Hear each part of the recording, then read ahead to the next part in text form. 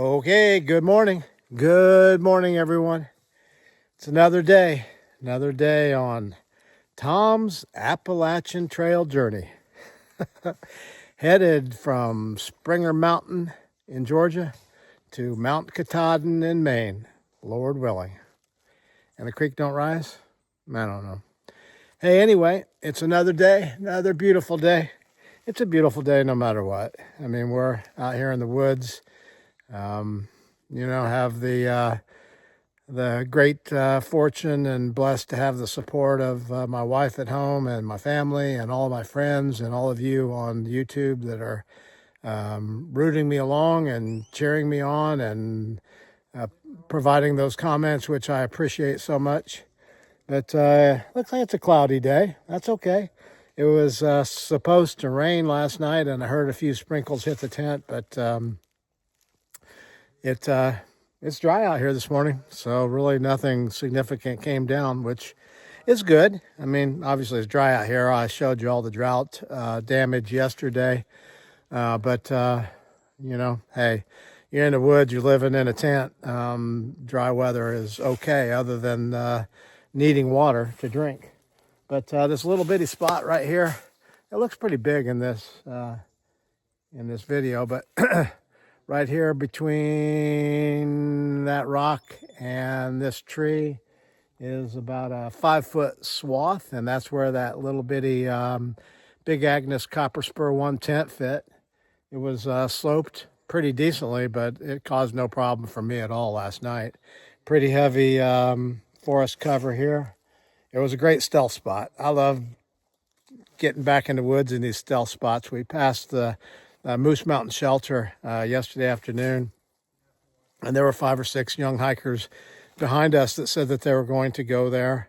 But when we went past, we could hear people talking very loudly and having a good time down at that shelter. And I mean, I'm not antisocial, but that's just not the experience that I'm looking for out here on the trail. So this quiet spot in the woods for Grayson and I worked perfectly. Had my food hung up in a tree over here, so I didn't have to worry about Mr. or Mrs. Bear coming to visit me in the evening, or a mouse or something chewing through my tent. And I'm going to head on up the trail, going to head north. We've got a pretty good summit about 9 miles out. I can't think of what the name of it is right now, but you'll know as I go over it, because I'll be talking about it probably as we go on that incline, and then from the summit of it and then down the other side. I think the summit's about 9 miles, and the goal for me is always around 15 miles, although I've said to myself that in the whites, the goals, it's all off the board. So especially when we get up into the more interesting parts, interesting meaning challenging and above tree line, it's just whatever needs to happen through the whites. No expectations of miles, just stay safe, enjoy the hike as much as we can, and make it through the whites. I do have some slack packing scheduled, or at least discussed, with the hostel up the way. The Hiker Welcome Hostel will charge a small amount and grab us 10 miles before we get to a road crossing, give us a day pack, take our packs back to the hostel. So I think that will be tomorrow, hopefully. And then they slack pack you from the north back to their hostel and take the pack up to the Notch Hostel. And I'm looking for any opportunity like that to make it a little bit easier on the body. And again, enjoy the whites more than I would if I had this heavy pack on my back. But long intro, but going to head on up the trail. I'm going to have a great day, and I hope you have a great day. My watch says 4 a.m. My mind says stay in bed, but my spirit says go ahead to another day, another day. And I've got miles to make, and not a single one will go to waste. All right, you guys, we got this 0.2 of a mile down to the road. We're kind of hopeful that there was a water cache here because yesterday there was hardly any water, but we came across probably a 30-gallon water cache. And I don't know if they're full or not, but a beautiful sight when we came up to the road is all these blue jugs. And the last one, it was the Dartmouth Outdoor Club that was providing the water cache. And these are the same jugs. So I believe it's once again. So Dartmouth, oh, they're all full. Wow, thank you so much, Dartmouth Outdoor Club. Such a blessing to us because I think it's 10 more miles before water again. And it's a real challenge if you don't have water, no matter how cool the temperature is. So thank you so much for doing this, folks. All right, headed down the trail again here. Didn't get very far, came across that water cache. What a blessing it was to find that water there because it's a long distance. Well, actually, it's 5 miles to water. We drop down here a little bit, and then we go up and over a pretty steep climb and back down again to water in 5 miles. And that's right at the beginning of a longer uphill climb to the top of Smarts Mountain. And that's about 9.5 miles from here.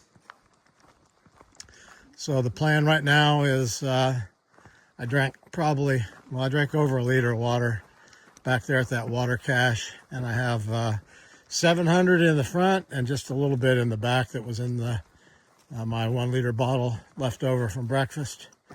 So gonna keep the pack a little bit light and get up over this hump and to the 5 mile water source, drink a lot of water again, and then just carry enough to get over Smarts Mountain.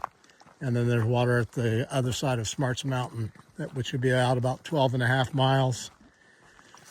And then carry water up.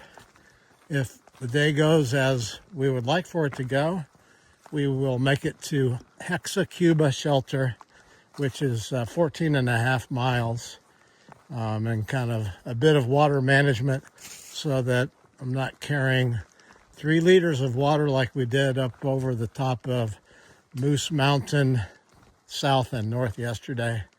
That was some weight that was definitely noticeable. The pack feels great this morning. You've heard me say before that the first 5, 6, 7, 8 miles, sometimes my pack feels so good that I wonder if I've left something behind. And then when I get about 10 or 11 miles and it starts feeling heavier, then I'm confident that I do have everything in there because it feels heavy then. So when the body gets a little bit tired, that's what happens. Anyway, it's a good morning. It's cloudy, it's cool.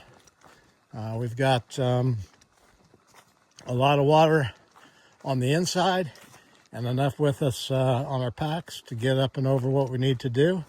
Thanks again to the Dartmouth Outing Club. So kind that they do that. Such a relief to see those water jugs. Probably 40 gallons of water was dropped off there. And it was the same yesterday.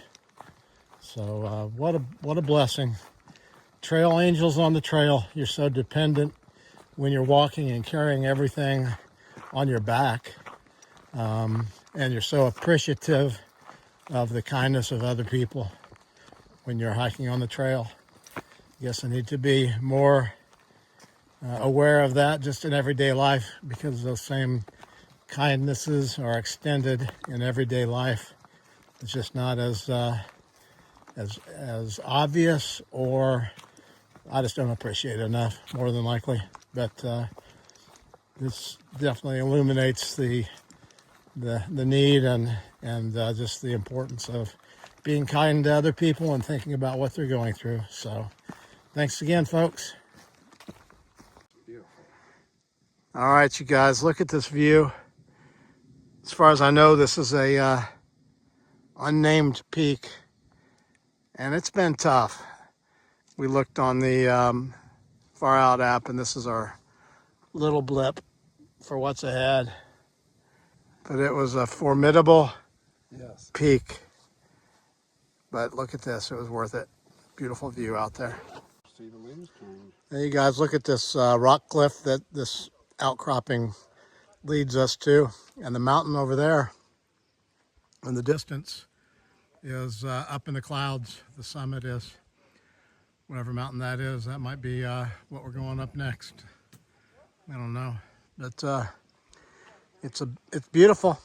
And then off in the distance here, there's a lake down there, and then there's a much larger lake over there. So it's a beautiful spot here. Let's see, we're several hundred feet up, and you can see again the effects of the drought conditions that we're going through.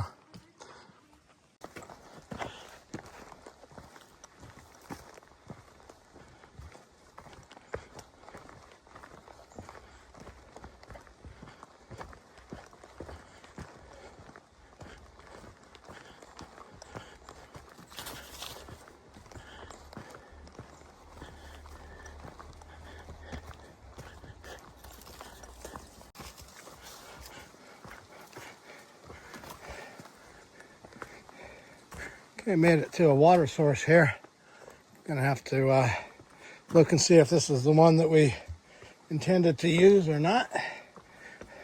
So take a quick look at the Far Out app and let us know. Well, here's a nice marker made out of granite, I guess it is. It says AT 412 miles. And then the other side says 1730. So it's their estimation to Katahdin and then back to Springer Mountain. But, well, for 2025, their math is off a little bit. But it is a beautiful marker.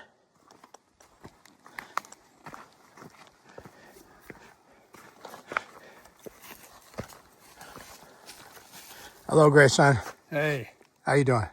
I'm doing. Same here. Just call me zombie hiker today. Yeah, I think we're out of it a little bit because we've got the main event coming up here. Got a 2,200 foot climb to get to the top of the next mountain that we need to go over. Smarts Mountain. But it's early in the day. We don't have to be in a rush.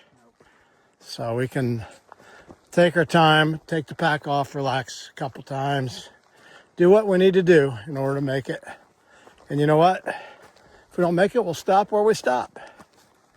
Stealth camping is our preference. But there's a camping spot at the top of Smarts Mountain. And then there's a shelter at the bottom of Smarts Mountain and then up just a little bit. The Hexacube shelter is the shelter.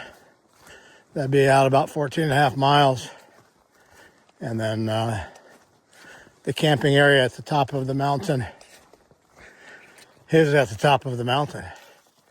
And there's weather forecast out there looming, bouncing around. It says rain is supposed to come in. We don't know when it's going to come in, and it keeps sliding back, thankfully.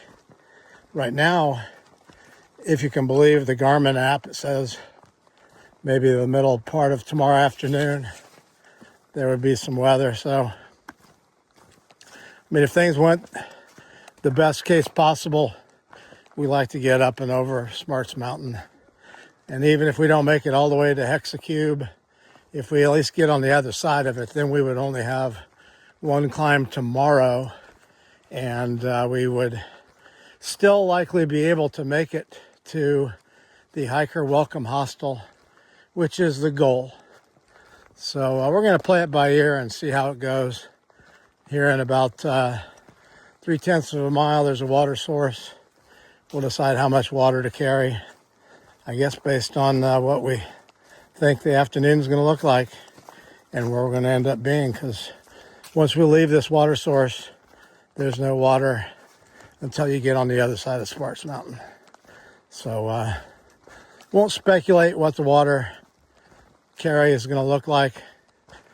Got an idea in my mind, but we'll see when we put our heads together and just see what we think. Two heads are better than one.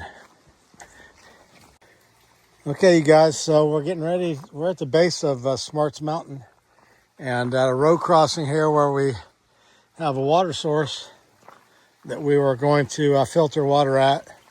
We've got, again, another example of just the generosity of people. There's a couple gallons of water here, which we've filled a bottle up with. And then look at this. There's a couple of Sierra Nevada hazy IPAs. I just wanted to once again thank the trail angels all along the trail, but in this case especially Timberwolf Trail Angel that set some beers out here for whoever wanted those. And I wrote him a little thank you note on the bag here. Means the world to us. Just the generosity of other people, and it's so obvious and apparent and appreciated out here on the trail where everything that you have is carried in that pack. And you know, 1 ounce doesn't seem like much, but you add everything that's 1 or 2 or 3 or 4 or 8 ounces, and that thing gets heavy. But we're taking us a little break here, and then we're on our way. Right over there it says AT, and that's north. Let me see if I can zoom in on it. Right there. AT north. Smarts Mountain. Well, we'll see. It's probably going to smarts a little bit. Well, on up the trail we go. Hi-ho, hi-ho. All right, you guys. About halfway up a mountain here in New Hampshire called Smarts Mountain, and came across this viewpoint here and wanted to show it to you. It's beautiful. You know, clear blue skies are awesome, but you look at those clouds in the sky, it's pretty incredible. And gentleman that I'm hiking with, Gray Sun, thinks that possibly right back there in the background, that mountain right there in the middle, might be Mount Washington. Of course, that's a big one that's in our future. I don't know, maybe it's 4 days out, 5 days out, but Mount Washington is going to be pretty amazing. But I wanted to share this view with you. It's stunning. You can see some of the fall colors in New Hampshire starting to pop out here, and what a glorious day.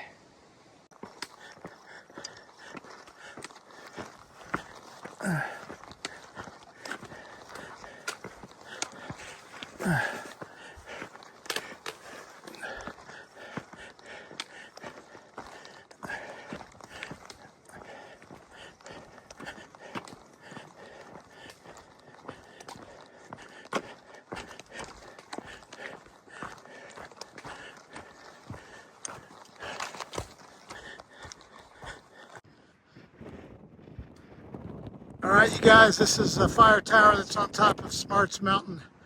We finally made it to the top of Smarts Mountain, and the view is pretty incredible.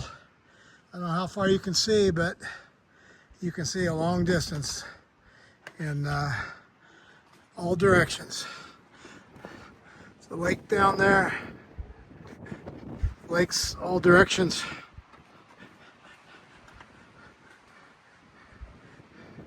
Pretty amazing.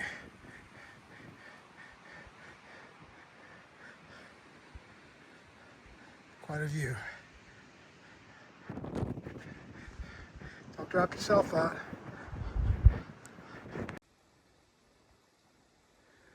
Okay, you guys, a little bit on the dark side here.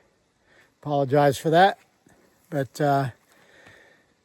had a great day today. Came up and over Smarts Mountain, and it was about a 2,000 foot ascent, But what kind of got us a little bit was we had another smaller mountain before that was about 1,000 foot, and it was very steep, and it kind of took a little wind out of the sails before we got to Smarts Mountain. Smarts Mountain was extremely steep as well, and a long uphill, 4 miles up. But we came up and over the top of it. I gave you a little bit of a view from the top of the fire tower. Got down to a road crossing and a water source. The water's just down over the hill here. Nice water source, flat, semi-flat spot for my tent. And so this is where the day ends today. It was about a 12.4 mile day, and it was a good day. So we're glad that the weather was nice, the scenery was beautiful, and we made it here and had time to fix dinner, filter water, get tent set up, hang the food in the tree, and jumping in bed right now. So supposed to maybe be some weather moving in tomorrow. Not exactly sure when. Chance of rain at 6 a.m. and then more sustained rain at noon for the rest of the afternoon. So we'll see how the day goes tomorrow. But it was a great day today. Thanks for following along and for supporting my hike, for supporting Tunnel to Towers, and for all of your words of encouragement and prayers. It's very much appreciated. So I will see you tomorrow. Hope you have a great evening.